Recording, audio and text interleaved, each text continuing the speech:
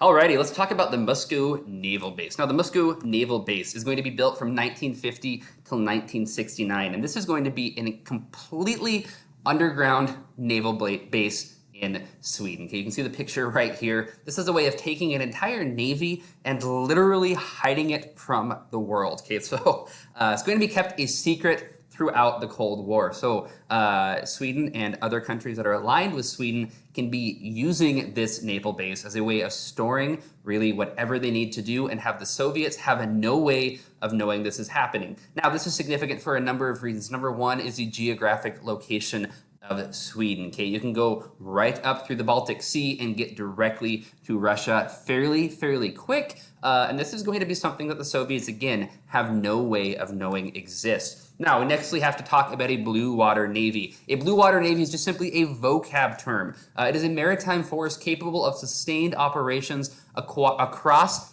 deep waters of open ocean. So this means your navy does not just operate in a close area to your country. It means your navy can go virtually anywhere in the world. Now, this is significant for a number of reasons. Number one is you have a mobile force that can take you where you need to go. You have an aircraft carrier. Okay, an aircraft carrier is basically a mobile military base. You can put this carrier somewhere in the world, and you have an entire military operation that is ready to go at a moment's notice, located close to the individual zone of conflict. So having a blue water navy dramatically increases your military presence around the world. And so countries that have this blue water navy are going to be much more successful during the Cold War. A strong navy, as I stated before, means that you can exert your military force anywhere you would like it to be. So if there's a conflict rising in a certain region, you can send an aircraft carrier, you can send your blue water navy out there, and then if something happens and you need to respond, you can be responding in a moment's notice versus having to come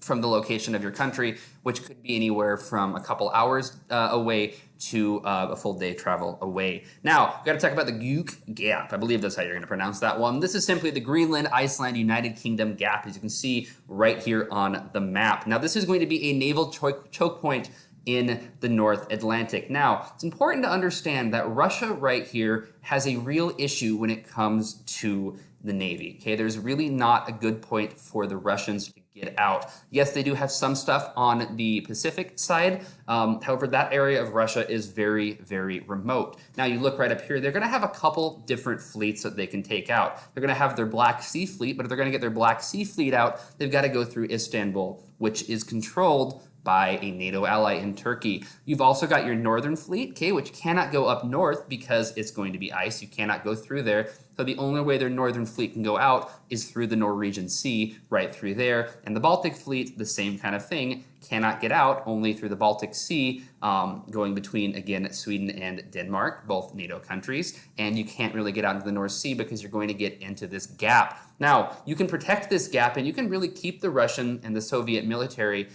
from really being able to expand and go forth. Now, this is the only outlet for Soviet subs, as I was just saying. They really have no way of getting out otherwise. So if you can protect this gap, you effectively shut down the use of Soviet subs. Now, the Blue Water Navy is going to what's allowing this to be blocked. If you don't have a Blue Water Navy, you cannot block this region. Now, this region, again, is important because it is your choke point. It is your way of keeping the Soviets from expanding and taking their navy to anywhere in the world. This gives you a huge strategic advantage when it comes to the Navy and military affairs going on around the world. That is all for now. Questions, comments, put it below. Otherwise, good luck.